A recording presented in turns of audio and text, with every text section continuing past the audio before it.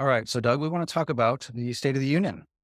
Any great observations from the wonderful, our fearless leader? Well, uh, as I think all our listeners know, my feeling is that the State of the Union is bad and getting worse. But you'd never know that from listening to Biden ramble on. But he didn't really ramble on. He tried to be really assertive Mhm. uh, and kind of yelled at the audience. I think whatever drug cocktail they have him on actually works. I mean, he was pretty clear spoken the whole time. A few mishmash of words, but that can happen to anybody. Not, but he's got seemingly advanced dementia, and yet for these moments, he was even like interacting in like with the heckling crowd, and I thought he handled that actually surprisingly well for a person who's on a steep climb. So the drugs must be good. Yeah, they must be, but the crowd didn't tickle him nearly enough. But we'll get into that in a moment. But I made a few notes on just a few of the many outstanding things that he said. For instance, one thing that he said early on is that America is a unique nation. I happen to agree with that. But the problem is that America is dead. America was built around an idea, a Mm. concept, and that was unique. Individual freedom, a constitution that protected the individual from government. It's all true. America was unique, but America's dead. It's no longer unique. It's just one of 200 other nation states, and probably the most predatory and dangerous one at this point, unfortunately, on the face of the globe. So it's funny. So he said something that was used to be factually correct, but he doesn't realize that. So that's my first comment. Hmm. Okay. Second thing he said that I made note of is January 6th, the greatest threat to our democracy since the Civil War. Well, that's just a lie. I mean, you had a bunch of people in a rally that wandered up to the Capitol, and the, the doors of the Capitol were open to them. There were obviously agents provocateurs in there, like that guy, whatever his name was, that they have on film, Right. Ray Epps, I think Yeah, his name that's it. is, that was encouraging people to go wild. Have they even interviewed him? Forget about put himself. No. There's all kinds of problems with this thing. Nobody was killed. That cop, what happened to that cop they said they were beating his head with the fire Yes, extinguisher? he had a heart attack He had a heart attack. the next day. Yeah. Right. So the whole thing is full of lies and prevarications. So this whole January 6th thing is being fashioned out of whole cloth, and it was nothing. Are there what other events in American history between the Civil War and January 6th you think might better describe the threat to democracy?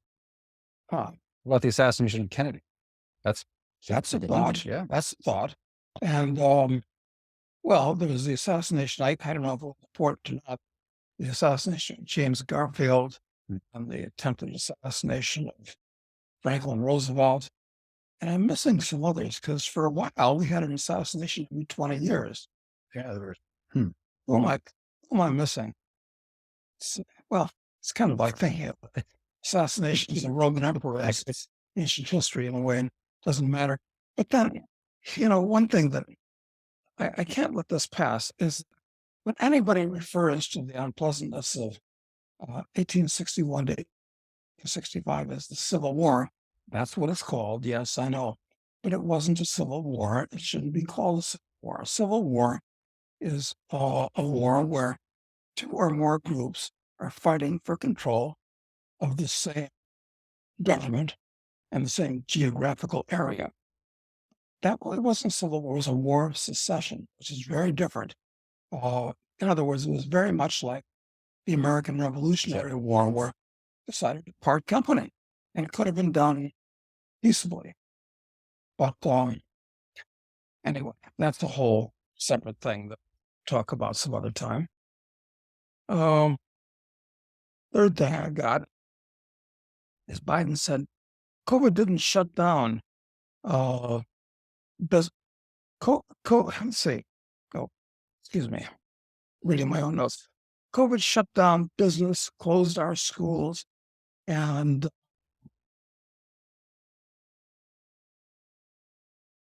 something else. Well, COVID didn't do it. The government did. I mean, COVID was was a just another somewhat unique, somewhat nasty flu that affected Mostly the old people, sick fat people. and fat people, Yeah. and that was it. And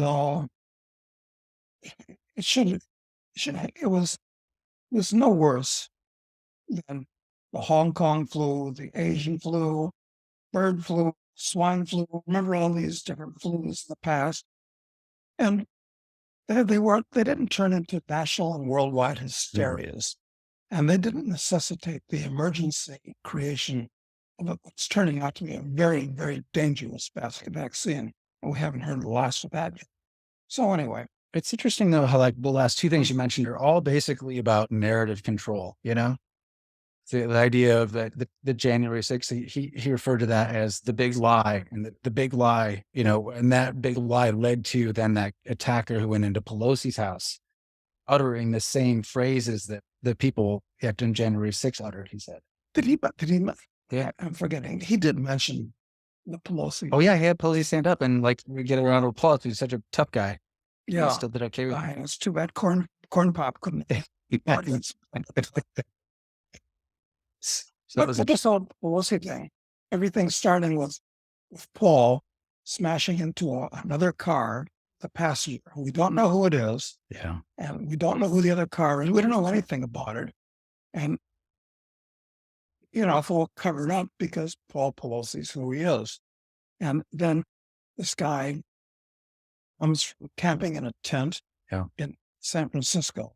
For what reason? He goes out to Paul's house. He's in the house.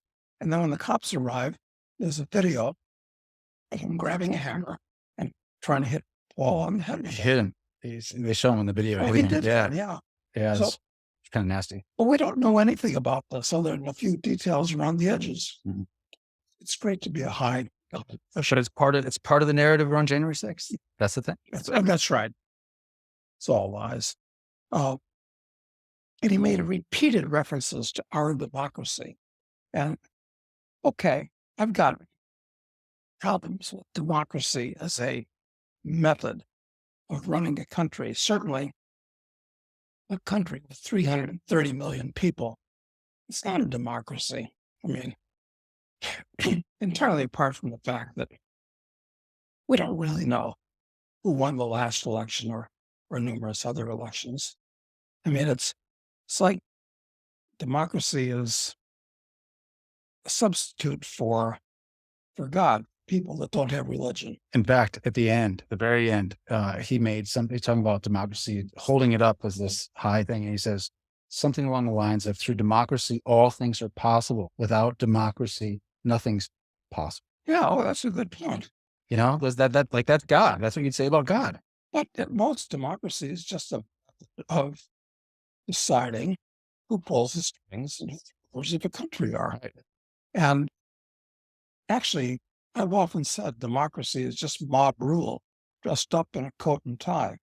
And if it's not controlled with a very strict constitution, once the mob finds they can vote themselves free lunches, they will, indirectly through their representatives who vote in such a way they all become multimillionaires. Strange. Yeah, very strange. Including himself. Yeah, well, I know. That's because he grew up humble and poor, you know, like he reminded us several times during his speech. Maybe for you rich people, these things don't matter. But when inflation is taking effect in the household I grew up in, he talks about how hard it would be. Where did all that really come from on government wishes? He's probably just a whiz kid investor, I'm guessing. Probably. Like Hunter. Exactly.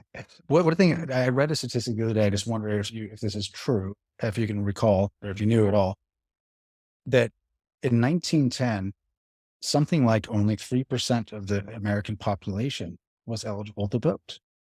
Yeah, it would have been a small number because, first of all, it was only that. Mm-hmm. And once upon a time, you had to be a landowner or have sufficient assets You could be a landowner if you wanted to. And of course, we can argue about whether men and women should have equal voting rights. I suppose they should. I mean, they in this article they mentioned that in New Jersey, women could vote if they were widows or if before they were married. You know what I mean? Like it basically lost the right when they in the union. That's what of marriage. That's what in New Jersey was. That was the one standout for women. St. Rusting's family unit could vote. Especially if you're a landowning family, it makes sense if you had a landowning rule already. Yeah, but of course, democracy is, for what value it is kind of being diluted because you had to be 21 to vote for one time, not so long ago. And they've reduced it, like during the 60s, I guess, had to be, as late as the 60s, you have to be 21. Mhm. A legal majority, logical. If you have a legal majority, okay, that's when you should vote. Be able to vote. In voting. But now it's down to 18, and the Democrats are pushing for it to be 16 because kids are easy to influence. They tend to be thoughtless, and they think the Santa Claus, cornucopia still exists. So of course the government should do it. So anyway, but I only mention this because I think it's interesting that when we think of our democracy or Americans think of democracy as like a founding principle of the country, and that you realize that not long ago at all, in fact, a little over 100 years ago, only 3%, 10% of the population even had the right to vote. yeah. So it's like they had just a different idea of what it meant to citizenship and voting at that time period. And, if you're going to have voting, it should be people of a legal majority, which means 21, and landowners. So they have a stake in the society. And they should be able to. And of course, it can go further than that. No matter how you put the government in office, if the government cannot do anything but protect you from violence inside the country, police, army outside the country, and have a court system where you can adjudicate disputes, well, it wouldn't really matter at that point. But this is all about economics. And Biden's speech was primarily about economics, the things he was doing. And the government shouldn't do anything in the economic area. That's reserved to people, the politicians, to do economic things. The first part of his speech to me sounded like MAGA, where he was basically just talking about like how, America used to be a big manufacturing and now we're bringing it back. And he touted the success and the bringing manufacturing jobs back here in the last couple of years. And I don't know if his numbers are real or not, but he touted that success. And then he also went to talking about infrastructure. And he said, America used to be number 1 in the world for infrastructure. Now we're 13th. That sounds exactly like something that Trump would have said. You got to get back to number 1. Yeah, well, America's gone downhill in lots and lots of different ways. It's not just manufacturing, it's net wealth, income, and various gauges of personal freedom.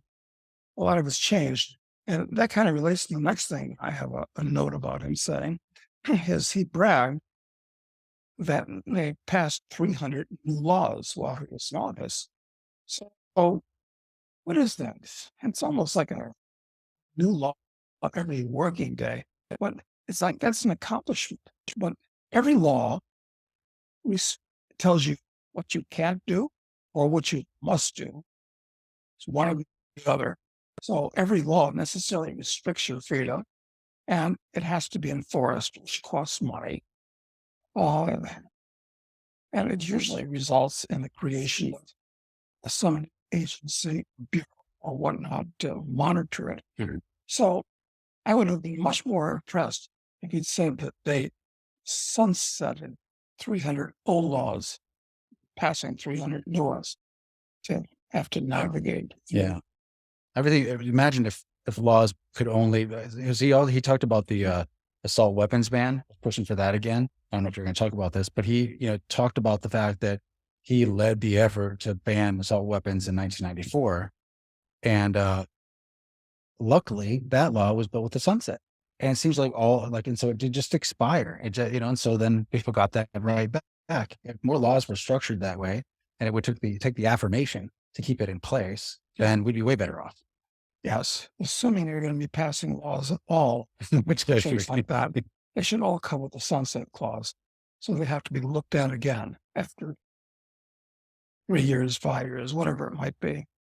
But there was a reference to sunsetting.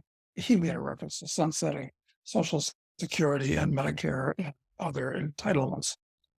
And well, of course, Social Security and Medicare and Medicaid are what's going to actually, they're the actual causes, proximate biggest causes of the country being bankrupted, because they're, to use a fashionable word, they're unsustainable. And especially now, the baby boom generation are all retiring, and they're going to be collecting all of those benefits. Expenses are going to be going way up. Yeah.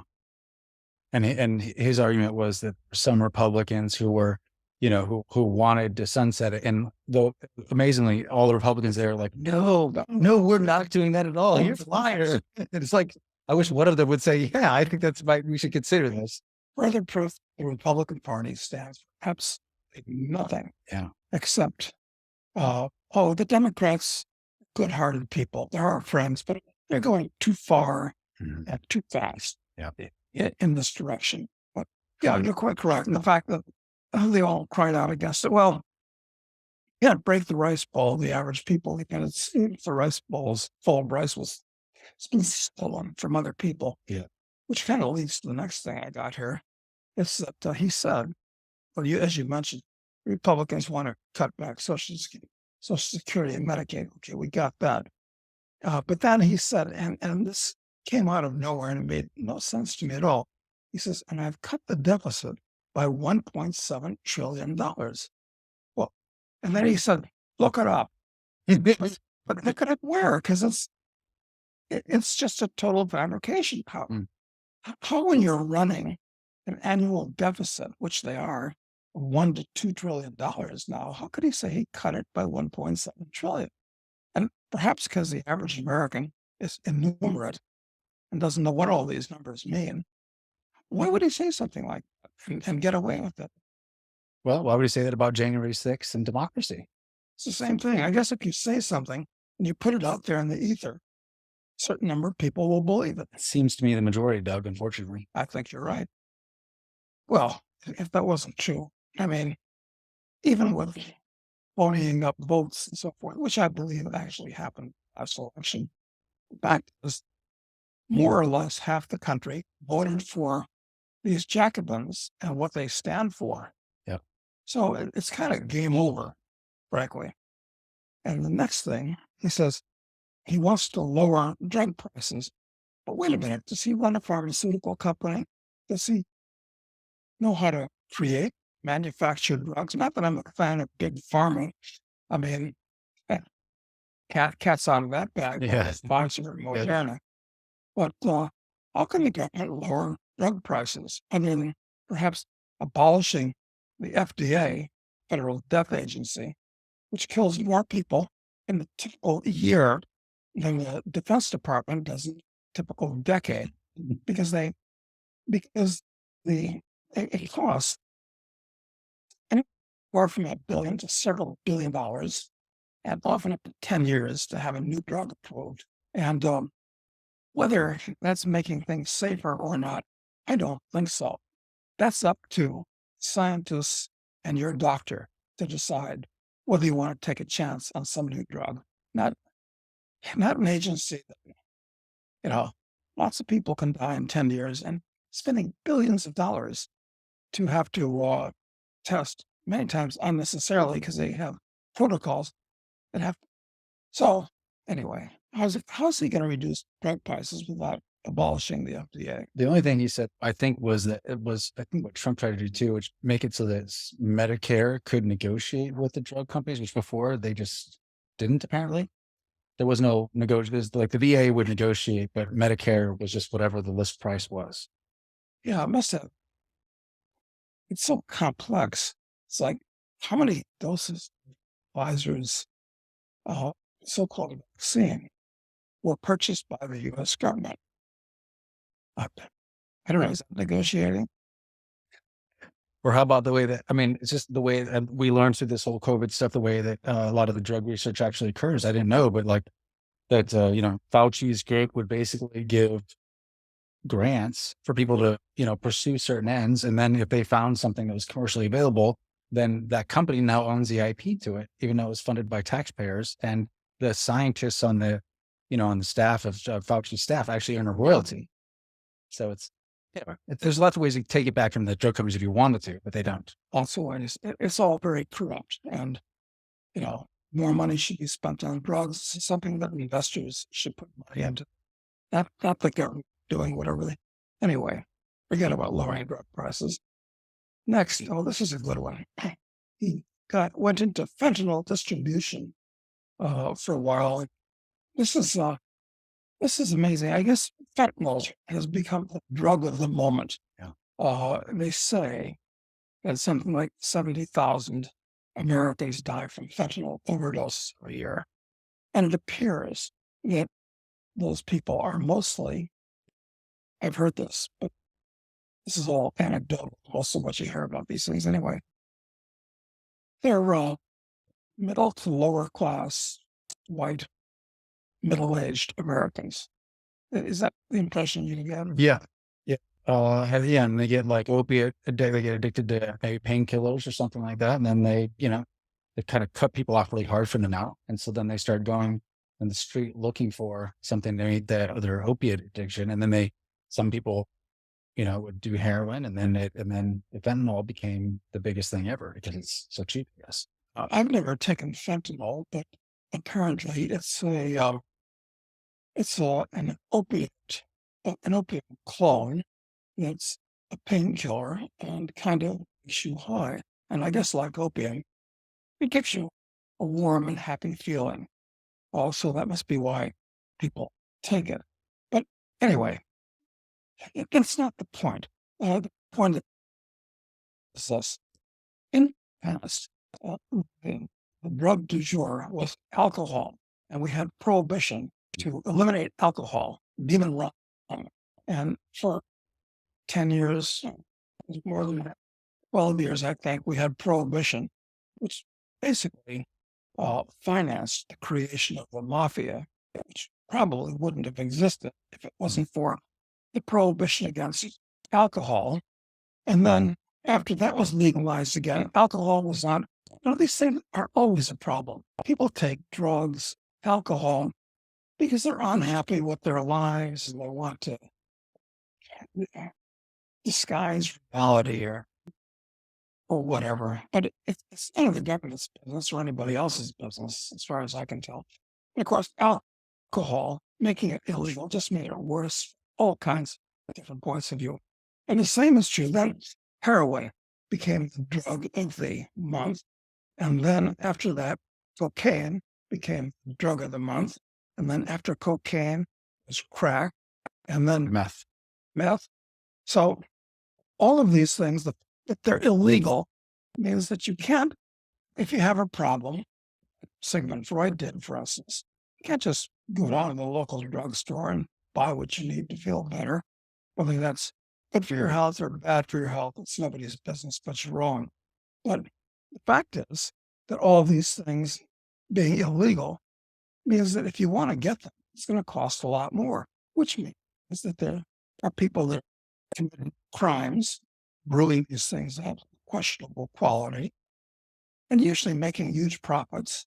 And it doesn't matter, get confiscate 100 tons of fentanyl. By reducing the supply, price goes up, the demand stays there, and there are going to be new supply to fill the higher prices. So prohibiting drugs is stupid. It makes the problem worse. And if you want to solve the so-called drug problem, it's an individual problem. It's a family problem. It's not a government problem.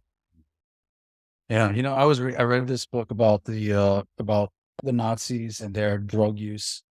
The book's called Blitzed. It was really interesting in the way they described the way they were used. But what was most interesting is that there was in the 1930s in Germany, Merck was very well known, pharmaceutical company, sold cocaine that you could buy, or you go buy at the local corner store, at the local pharmacy.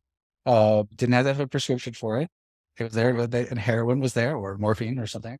Like these things were all readily available to everybody, and it was frowned upon. I mean, the Nazis didn't like those drugs, and so then they ended up coming up with their own synthetic ones that they thought were better than natural cocaine. But it's like these things have been around for a long time, and it's just a matter of, you know, that's how they basically made nicotine, or they're trying to make nicotine completely illegal. That's the next one on the list, I guess. Yeah. Yeah, it's a question of personal responsibility. So if you can't control yourself, and if you eventually kill yourself by, because these fentanyl deaths, people don't know how much fentanyl Exactly.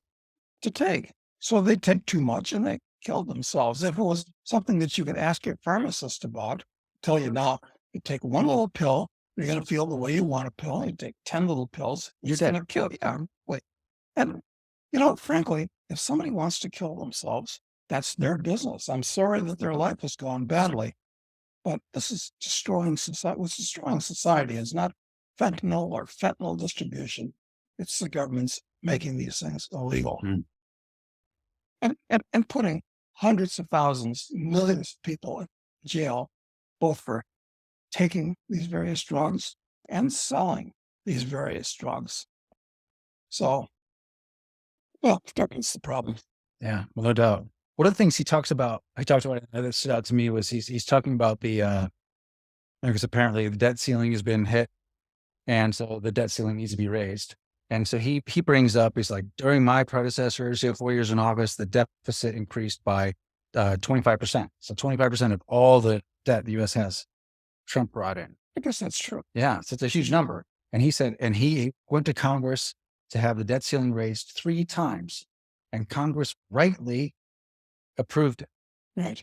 So he made fun of it because it was too high, but he goes, no, it's Congress's duty to make sure you raise it when we hit that limit, no matter what. And he was basically saying, let's all agree here, that you're not going to get in the way of, because that's one of the few things Congress actually has a little bit of power to do, is they can negotiate, because the government wants to avoid that, right? So Congress, if they had a spine, should negotiate on that.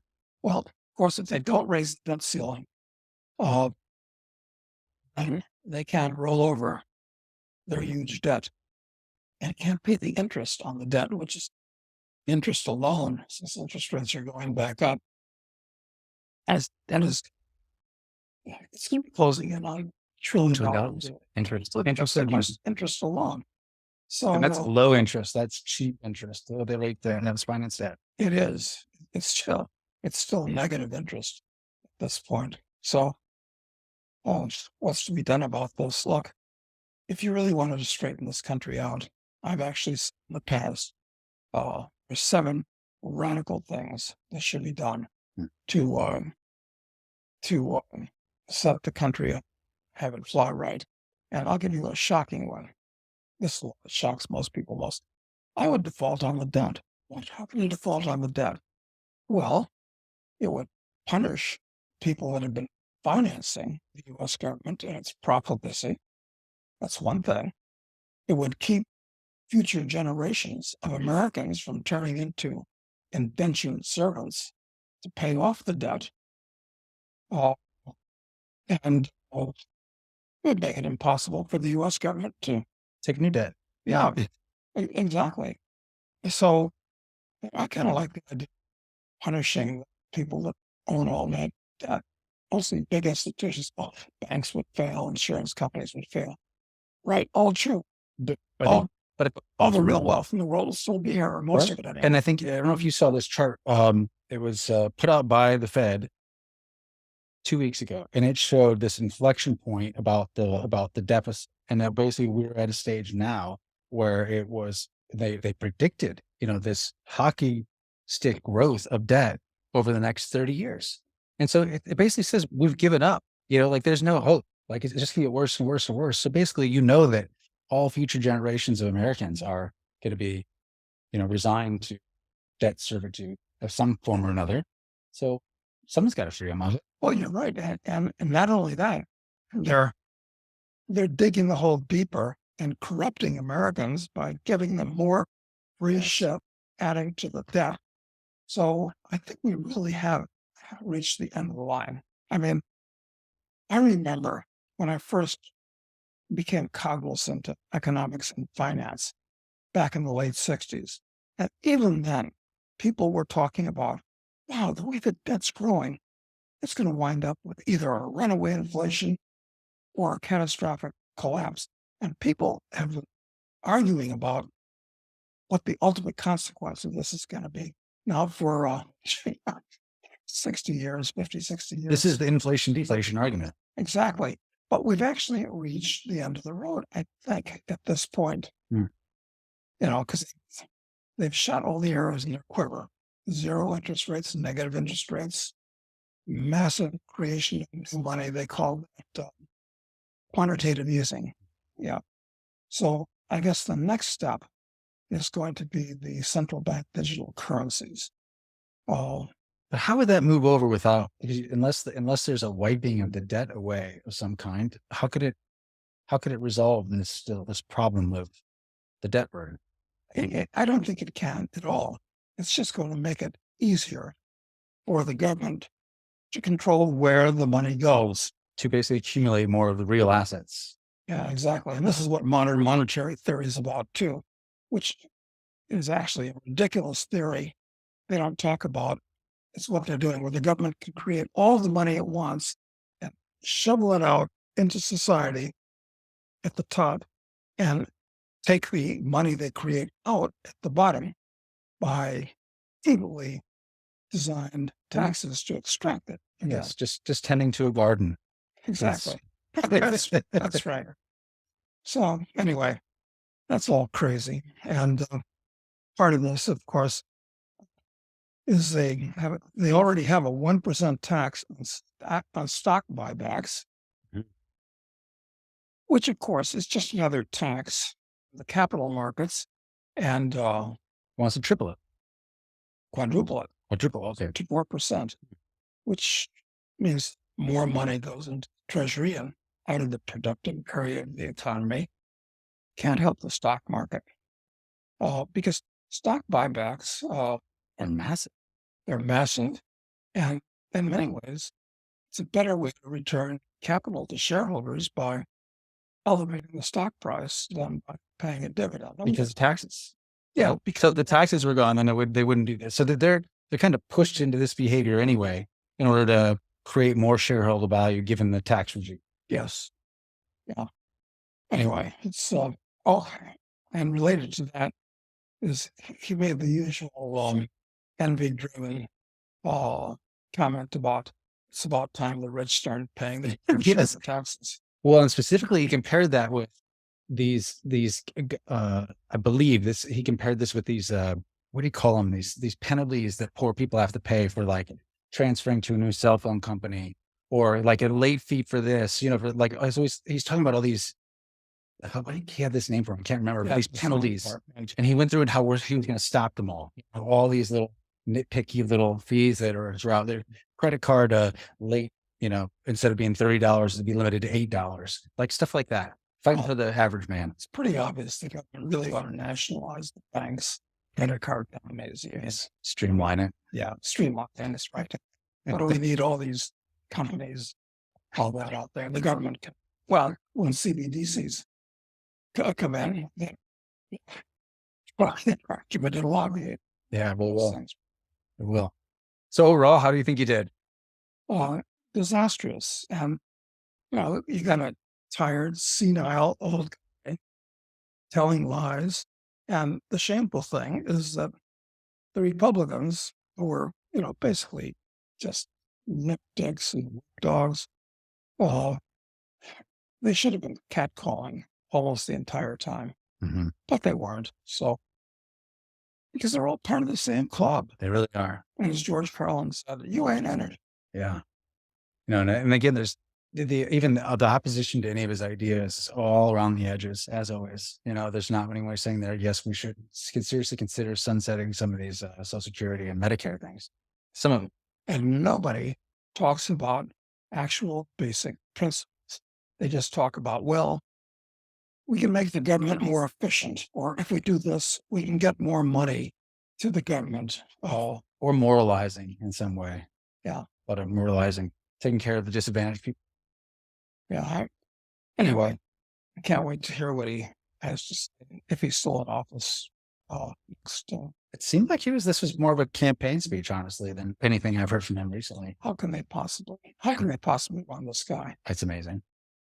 But I guess they can do anything they want because, as I've said before in editorials, it's the Jacobins are running Washington, D.C. They're members of both parties, and now that they have control of the apparatus of the state, they're not going to voluntarily get rid of it. So there's not going to be a radical change in Washington. And people say, well, let's elect Trump. Well, okay. The good thing about Donald Trump was he's a cultural conservative. And I like that part of Trump. But, being that guy, the way he spent money and so forth, no, he's not the solution. No principles either. And that's the fundamental problem. Unless you have somebody leading from principles of some kind, some moral foundation, it's hard to see it working out. He flies by the seat of his pants with the instincts that he's developed as a rich business. Yeah. Okay. Any other last thoughts from it? Is that it? Can't wait until I can't wait until the next State of the Union. We'll have to make this event. Oh, one more thing. What do you think about? We should actually do it live and comment on it live. That'd be fun to do next time. Like when it's actually when it's being televised, do a live stream at the same time and comment on it. I mean, that would be like that show. It used to be called Science Fiction Theater. Exactly. Where they have the nerd and the robot commenting on exactly cheesy. Exactly that. Exactly. So people do this. So we should do it. I think one of the things that the timing of this speech came out right after that reporter that Seymour Hersh published his report on the Nord Stream. We should talk about that next time. Okay. The time after. I'm a huge fan of Seymour Hersh. He's one of the very few investigative journalists still exist. And he's legit. He has lots of old, deep contacts. They still are there, apparently. He does. He's a legit, ethical guy. Yeah, people should read that. Well, I'll put a link into this video so we can see it, but we'll talk about it next time. Yeah. Okay, perfect. Thanks, Doug.